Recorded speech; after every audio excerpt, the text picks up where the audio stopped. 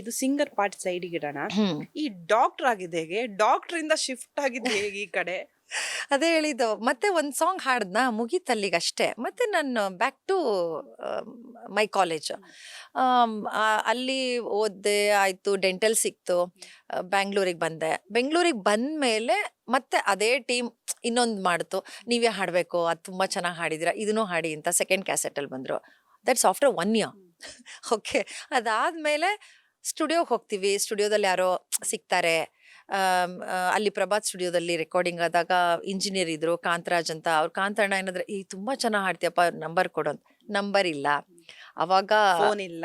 Phone ಇಲ್ಲ, contact ಇಲ್ಲ, ಏನಿಲ್ಲ. ನನ್ನ ಹಾಸ್ಟೆಲ್ ನಂಬರ್ ಕೊಡ್ತಾ ಇದ್ದೆ.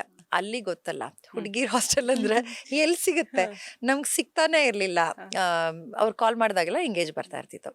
ಸೊ ಆ ಥರದ್ದೊಂದು ಟೈಮು. ಬಟ್ ಅದು ಹೇಳ್ತಾರಲ್ವ, ಡೆಸ್ಟಿನಿ ಅಷ್ಟೇ. ನಾವು ಇದಾಗಬೇಕು ಅಂತಿದ್ರೆ ಅದಕ್ಕೆ ಕರ್ಕೊಂಡು ಹೋಗುತ್ತೆ ಅನ್ನೋದಕ್ಕೆ ನಾನು ತುಂಬ ದೊಡ್ಡ ಸಾಕ್ಷಿ ಅಂತ ಹೇಳ್ಬೋದು. ಯಾವುದೇ ಥರ ಟ್ರೈನಿಂಗ್ ಇಲ್ಲದೆ, ಯಾವುದೇ ಥರದ ಶಾಸ್ತ್ರೀಯ ಸಂಗೀತದ ಜ್ಞಾನನೇ ಇಲ್ದೇನೆ ಪ್ಲೇಬ್ಯಾಕ್ ಸಿಂಗರ್ ಆಗಿದ್ದು ನಾನು. ಸೊ ಪ್ಲೇಬ್ಯಾಕ್ ಸಿಂಗರ್ ಆದಮೇಲೆ ಎಲ್ಲರೂ ಹೇಳೋರು, ನೀವು ಅಷ್ಟು ಬೇಗ ಕ್ಯಾಚ್ ಮಾಡ್ತೀರಾ, ಸ್ವರ ಬರ್ಕೋತೀರಾ? ಇಲ್ಲ.